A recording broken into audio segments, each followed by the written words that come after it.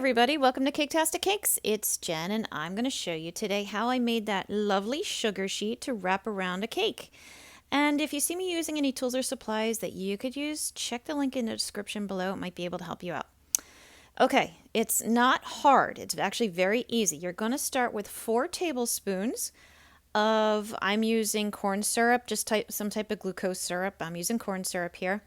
And 4 tablespoons going right into my little mixing cup or my measuring cup there. If you find that your corn syrup is a little thick, you want it to be a little bit looser and runny, so you could pop it in the microwave for like 10 seconds, just to soften it up. But otherwise, as long as it's runny enough, you're good to go. I'm adding 2 cups of sugar into a large mixing bowl. Then in goes my corn syrup. Now, if you wanted to add a color to your sugar sheet, you can.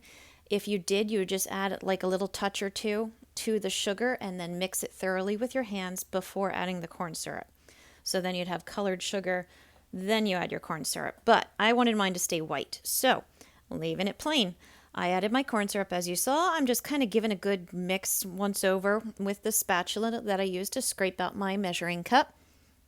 If any of you are familiar with making dough, like a pie dough or something like that, you'll recognize this technique right here. Just musha, musha, musha.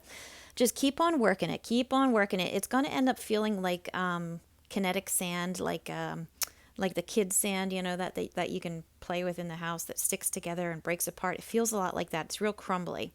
Once you get it to that point, you're going to know you're done. I probably should have mixed it a little bit more because later you're going to see some dark spots. But that's okay. It still looks really pretty.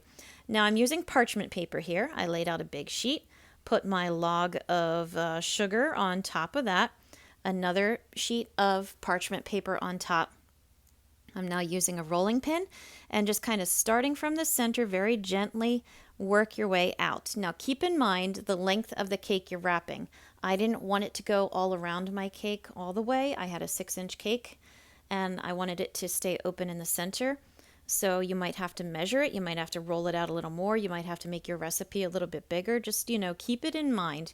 And you also need to keep in mind that you have to get this in the oven at one point, so it can't be too enormous. You might have to make like 2 sheets and overlap them or something. And you want to make sure that it's a decent thickness too when you roll it out. It can't be too thin or it's just going to crumble under its own weight. And what I'm doing here is when you lift up your wrap, you're going to see that there's going to be some cracks and fissures. I'm just smoothing and pinching and pushing them back together. I'm going around the edges, kind of firming them up by packing them in a little tighter. And then I go over and just kind of smooth all the mess that you make. That you'll see when you do this. Just kind of smooth it all back out. Now I'm going to let it air dry for an hour on the counter, and then I'm going to put it in the oven at the lowest setting for like 10 minutes. No longer, than that. Unless it's really humid, you might want to turn the oven off and let it sit in a little longer. Just keep an eye on it. You want to get it really dry. Once it's done, you take it out of the oven, let it cool for a good half hour, and then you gotta measure. I'm just measuring the height of my cake. It was about 4 inches tall. I put some marks on my sugar sheet there.